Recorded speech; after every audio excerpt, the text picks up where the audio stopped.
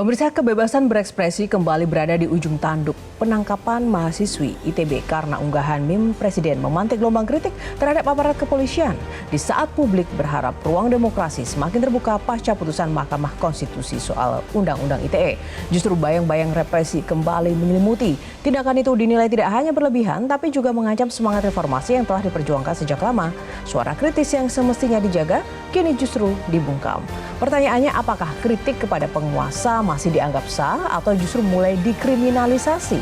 Inilah editorial Media Indonesia edisi Senin 12 Mei 2025 dengan tema Akhiri Bungkam Kritik dengan Represi bersama saya Yohana Margareta. Anda juga bisa berpartisipasi dan berinteraksi melalui telepon interaktif di nomor 0215839900. Pagi ini telah hadir bersama saya anggota Dewan Redaksi Media Group, Abdul Kohar. Bang Kohar, selamat pagi Bang Kohar. Selamat pagi Yohana. Apa yang membedakan apa yang dilakukan mahasiswi ITB ini dengan kasus-kasus sebelumnya? Kan juga banyak itu yang kemudian foto-foto presiden bahkan sempat dibakar segala macam. Ya, jadi gini. Tapi dibiarkan aja dulu. Kalau sekarang ditangkap. Ada beberapa kritik ya terhadap langkah dari aparat kepolisian yang menangkap mahasiswi kali ini. Ini ada semacam kayak setback lah, setback ke belakang, ke era di mana ketika pasal karet zaman dulu, pasal karet digunakan untuk menangkapi kelompok-kelompok kritis, termasuk di dalamnya adalah mahasiswa. Dan dalam sejarah ITB beberapa orang pernah ditangkap ya. Dulu ada Jumhur Hidayat, ada Fadzur Rahman yang keduanya sekarang sudah pernah menjadi penjabat dan sekarang masih ada yang menjadi duta besar. Dan mereka bersikap kritis waktu itu terhadap pemerintahan Orde Baru dan ditangkap gitu. Jadi apa yang dilakukan sekarang sebetulnya mestinya di alam yang sudah berbeda, di era yang sudah berbeda, itu tidak terjadi lagi peristiwa-peristiwa semacam itu. Inilah yang menyebabkan mengapa sebagian kelompok menganggap ini sebagai bentuk kriminalisasi, pemasungan kebebasan berpendapat. Dan itu bahaya bagi demokrasi karena inti dari demokrasi itu salah satunya adalah adanya kebebasan berekspresi, kebebasan berpendapat. Dan ingat di Indonesia itu dijamin loh oleh konstitusi. Kebebasan berpendapat, kebebasan mengungkapkan pendapat melalui tulisan, melalui lisan atau suara, melalui berbagai macam lah bentuk ekspresi, itu dijamin kok oleh Undang-Undang Dasar 45.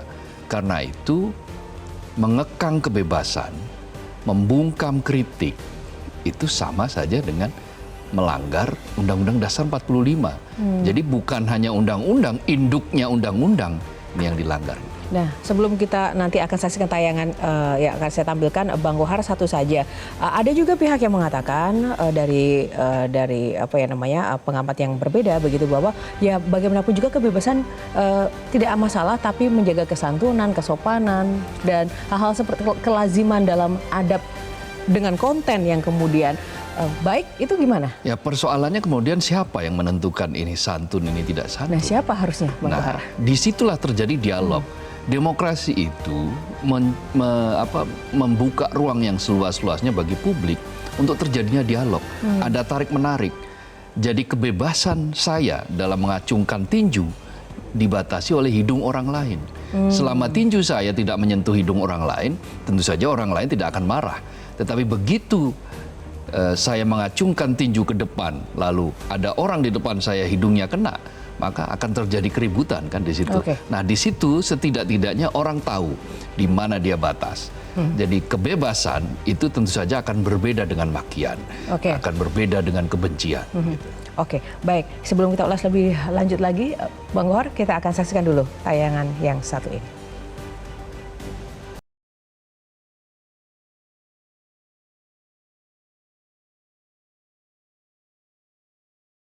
Akhiri bungkam kritik dengan represi.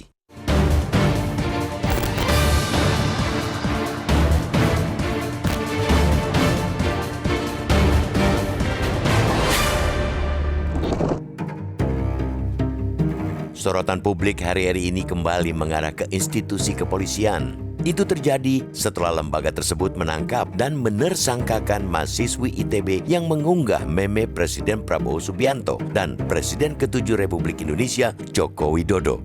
Polisi dinilai telah memberikan respons represif terhadap ekspresi kritik yang disampaikan publik kepada penguasa.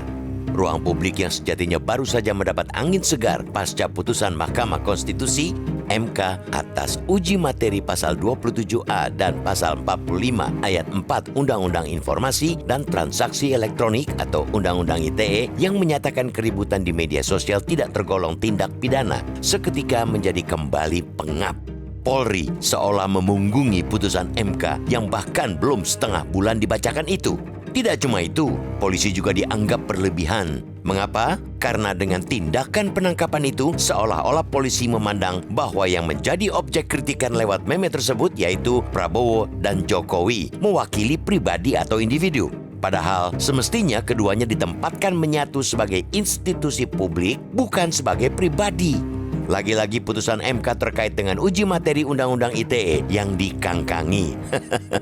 Sebab pada putusan tersebut, MK juga telah mengoreksi pemaknaan frasa orang lain dalam pasal 27A sehingga tidak mencakup lembaga pemerintah, sekelompok orang dengan identitas spesifik, institusi, korporasi, profesi, atau jabatan. Dengan demikian, jelas lembaga negara atau pejabat publik bukanlah entitas yang dilindungi Undang-Undang ITE. Dalam konteks tersebut, tindakan terhadap mahasiswi ITB itu bisa dikategorikan sebagai praktek pembungkaman atas kebebasan berpendapat dan berekspresi, terutama yang disalurkan lewat ruang-ruang digital. Sebuah praktek yang seharusnya dihindari karena kualitas demokrasi di Indonesia terus merosot, bahkan dilabeli sebagai negara dengan demokrasi cacat, flawed democracy. Namun, di sisi lain, kita tidak bisa menutup mata bahwa ada juga pihak yang mendukung langkah Polri menangkap mahasiswi mengunggah meme Prabowo dan Jokowi tersebut karena menganggap perbuatan itu memenuhi unsur tindak pidana. Meme tersebut dinilai mengandung muatan melanggar kesusilaan untuk diketahui umum. Artinya, ada dua kutub pandangan yang saling bersilang pendapat dan itu harus kita hormati. Karena itulah kita layak memberi aplaus terhadap respons istana yang disampaikan oleh Kepala Kantor Komunikasi Kepresidenan atau PCO Hasan Nasbi.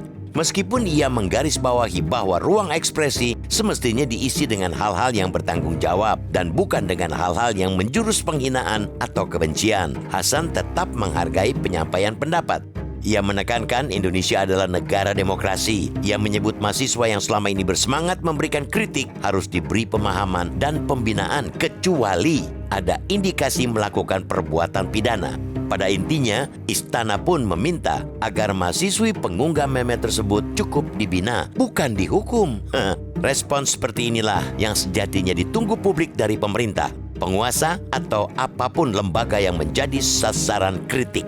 Bukan respons yang agresif, reaktif, represif, apalagi bila sampai menunjukkan keotoriteran. Istana yang merupakan representasi presiden telah memberi contoh bagus. Jika seluruh lembaga di bawah presiden memiliki pemahaman dan kehendak yang sama untuk memperkuat kebebasan sipil, hak menyampaikan pendapat, serta perlindungan terhadap kritik publik, ada secercah asa untuk masa depan demokrasi di negeri ini.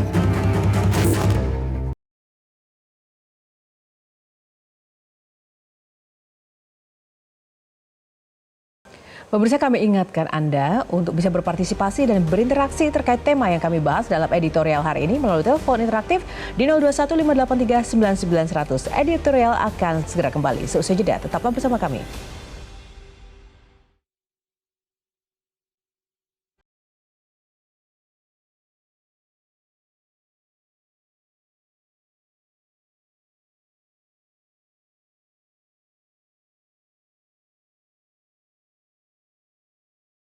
Media Indonesia mengajak Anda untuk mengakses fitur premium e-paper. Dengan sajian konten berbasis intelektual dan meneguhkan kebangsaan, Media Indonesia tampil dengan lebih dinamis melalui e-paper Media Indonesia yang dapat Anda akses kapan saja, di mana saja. Caranya mudah, download aplikasi Media Indonesia di Android atau ketik link e-paper.mediaindonesia.com atau bisa scan QR Code pada layar kaca Anda. Klik tab e-paper di bagian samping layar tablet Anda. Daftarkan data diri, serta pilih paket berlangganan e-paper Media Indonesia sesuai dengan kebutuhan Anda. Nikmati juga bonus spesial tambahan 4 halaman rubrik fokus setiap hari. Semua bisa Anda dapatkan hanya di e-paper Media Indonesia. Untuk informasi lebih lanjut, hubungi customer service di nomor 0811 1201 2018 atau kunjungi media sosial @Media Indonesia. Media Indonesia, referensi bangsa. Ya, pemirsa, kita akan ulas editorial kali ini. Namun sebelumnya kita sapa dulu Ibu Ong Mehwa dari Pejaten Jakarta Selatan, penelpon yang sudah tersambung bersama kami. Kita akan sapa Bu Ong Mehwa. Ibu Ong, selamat pagi. Selamat pagi Mbak Margareta, Mas Kohar. Assalamualaikum warahmatullahi wabarakatuh. Iya, Ibu, silakan Waalaikumsalam Bu. warahmatullahi wabarakatuh. Tanggapannya singkat saja. Iya, dengan mahasiswa semester 2 ya, memberi ekspektasi. Pejabat itu memang dikritik. Namanya juga demokrasi. Dengan keputusan MK. Tapi Mbak Margareta, Mas Kohar, tidak boleh menyentuh fisik. Tidak boleh menyentuh nama dan sebagai meme itu kan suatu penghinaan. Saya mendukung dengan Pak Hasbi untuk dibina, bukan dikriminalisasi. Lalu kalau mahasiswa dikriminalisasi, lalu ekspresinya bagaimana seorang mahasiswa untuk mengkritik pejabat? Apakah kalau pejabat salah tidak boleh dikritik, Mbak Margareta? Ya. Nah, inilah demokrasi. Harapan Ibu apa, Bu? Ya, dibina saja, bukan dikriminalisasikan. Kasihan kan mahasiswa masa depan kita. Apalagi yang katanya Presiden Prabowo menuju Indonesia Emas 45. Lalu dikit-dikit dikriminalisasi. Bagaimana mahasiswa itu berkembang? Terima kasih, Iya, Ibu Ong. itu aja. Assalamualaikum warahmatullahi wabarakatuh. Waalaikumsalam warahmatullahi wabarakatuh. Itu tadi harapan Ibu Ong, dibina. Ya. Jangan dikriminalisasi. Ya betul, karena memang esensi dari demokrasi itu kan ada 4. Yang pertama pasti ada kedaulatan rakyat. Kedaulatan rakyat di situ, rakyatlah yang berdaulat, rakyatlah yang sebetulnya punya kekuasaan. Diwujudkan dalam bentuk wakil-wakilnya, ditunjuk melalui eksekutif yang dipilih. Tetapi sebetulnya kedaulatan itu hakikatnya ada di tangan rakyat mestinya. Sehingga ketika kekuasaan itu dikritik oleh rakyatnya sendiri, ya mestinya nggak boleh marah. Wong yang memberikan kedaulatan itu adalah rakyat, gitu. Termasuk rakyat di sini kan mahasiswa. Kemudian ada pemilu yang adil, yang jujur, yang bebas, gitu. Tidak ada teror, tidak ada kecurangan. Pemilu yang secara reguler berlangsung, gitu. Itu ciri yang kedua. Lalu yang ketiga ya tadi itu, kebebasan berekspresi, kebebasan berpendapat itu dijamin dan dilaksanakan. Kalau cuma dijamin tetapi kemudian tidak dilaksanakan, ya sama saja. Artinya dengan kita memutar jarum sejarah ke masa lampau, ketika di Orde Baru, undang-undangnya ada, Undang-Undang Dasar 45. Tetapi dalam prakteknya diwujudkan dalam bentuk peraturan-peraturan yang kerap disebut sebagai pasal karet. Molor mungkret gitu kan, pasal karet itu. Jadi pada saatnya dia dibutuhkan untuk kekuasaan, dia bisa diulur-ulur kemana-mana. Tetapi ketika dia berkaitan dengan kepentingan publik, kepentingan rakyat, ya maka dia kemudian dimampatkan. Nah, itu kan suatu buku lama yang sudah kita tutup. Buku lama yang sudah tidak kita praktikkan lagi dalam sejak reformasi. Kita sudah sepakat mengambil jalan demokrasi. Nah, ya lalu yang kemudian yang keempat tentu ada persamaan di depan hukum. Jadi ketika 4 hal itu dilaksanakan dengan konsekuen, dengan lurus, dengan jalan yang benar, dipraktikkan yang benar, maka itulah demokrasi. Maka demokrasi di situ berjalan. Nah, Indonesia dalam berbagai macam survei itu masuk dalam demokrasi yang cacat. Artinya demokrasi yang masih belum utuh.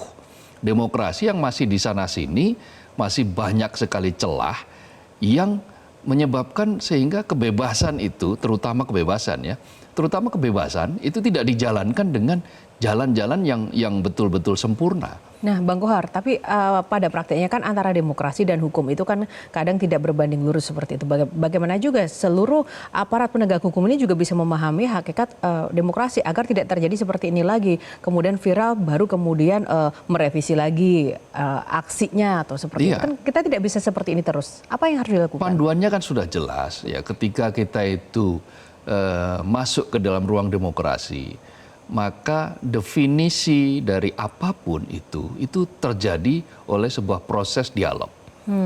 Terjadi atas dasar undang-undang. Undang-undang yang penafsirannya itu bukan penafsiran sepihak. Kalau di negara yang tata negaranya sudah demokratis, maka penafsiran atas undang-undang itu dilaksanakan oleh lembaga pengadilan. Kalau dia menyangkut dengan pelanggaran-pelanggaran hukum. Tetapi ketika dia terkait dengan kritik dan kekuasaan, itu mestinya harus dilihat dalam bingkai besar yang namanya kebebasan dalam mengekspresikan pendapat. Nah, persoalannya bingkai besar ini tidak dipahami secara sama oleh berbagai institusi. Penegak hukum harus meletakkan itu. Bukan berarti publik itu tidak suka. Tidak. Ketika dia mengekspresikan, katakanlah SSS ya, yang dari ITB ini, mahasiswi ITB ini, dia mengekspresikan dalam bentuk meme, dalam bentuk gambar, menggunakan AI. Apa yang terjadi ketika dia ditangkap dan dijadikan tersangka? Menjadikan dia sebagai tersangka, inilah yang disebut sebagai kriminalisasi. Istana mengatakan mestinya dia tidak dikriminalisasi, mestinya dia tidak dipidana. Melalui Hasan Nasbi kan sudah menyatakan itu. Karena itu kita appreciate kepada Istana. Kita mendukung apa yang disampaikan oleh pihak Istana bahwa ini proses demokrasi. Istana katakanlah Presiden tidak anti kritik dan Presiden sudah memberikan garis yang tegas, garis yang jelas bahwa mahasiswa ini ya dibina. Dibina itu artinya diajak dialog. Diajak dialog, di ITB dikembangkan dialog. Kalau dia mengkritik, katakanlah ini satir, kalau perlu ya hadapkan dia dengan mereka-mereka yang dikritik. Apa maksudnya dengan ini?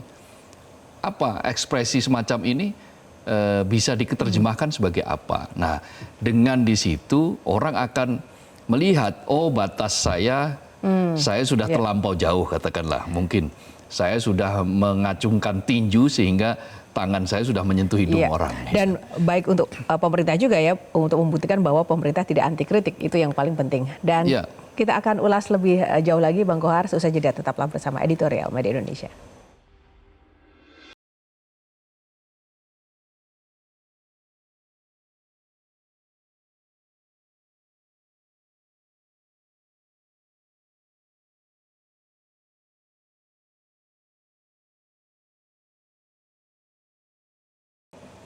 Terima kasih masih bersama kami di Editorial Media Indonesia. Bung Kohar, jika kembali tadi tidak ada yang kemudian turun tangan untuk kembali menginisiasi, mengorkestrasikan isu-isu seperti ini, baik dari sisi regulatornya atau mungkin dari pemerintahnya, ini kalau dibiarkan apalagi menyangkut mahasiswa, ini akan bisa jadi bom waktu loh. Bukan orang akan lebih takut kemudian berekspresi, mahasiswa juga mungkin akan bisa marah, tidak bisa mengungkapkan pendapatnya, padahal kan ruang bibit demokrasi ini kan lahir dari kampus begitu. Iya betul. Jadi sekarang saatnya bagi siapapun ya, institusi manapun, itu untuk menengok kembali buku kita, buku sejarah kita, terutama terkait dengan bagaimana reformasi itu berjalan. Mengapa ada reformasi? Itu pertanyaan yang pertama. Mengapa waktu itu ada gerakan reformasi? Karena salah satu yang menjadi pemicu dari gerakan reformasi itu adalah proses pembungkaman terhadap sikap kritis, terhadap kebebasan berpendapat yang berlangsung 3 dekade. Bayangkan 30 tahun lebih masyarakat tidak menikmati kebebasan dalam memberikan ekspresi.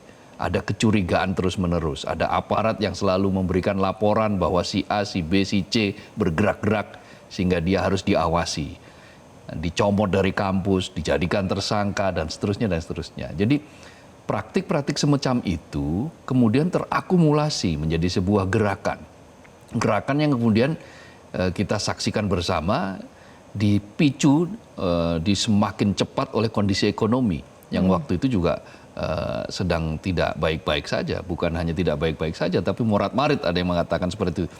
Inflasi tinggi, moneter krisis, currency kita itu anjlok dan seterusnya. Jadi dengan situasi seperti itu bertemali dengan ekspresi yang dikekang, maka dia akan menjadi sebuah ledakan.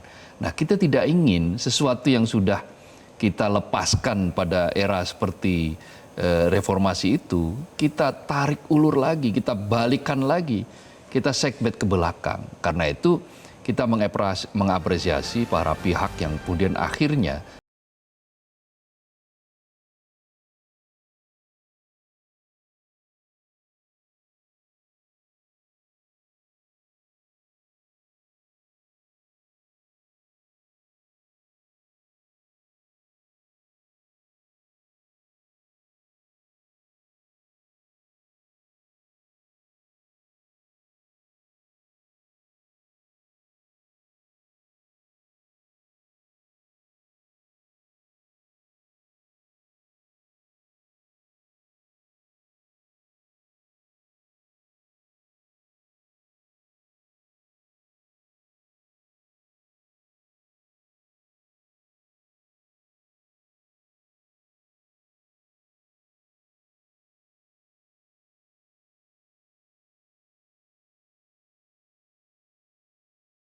dalam editorial Media Indonesia.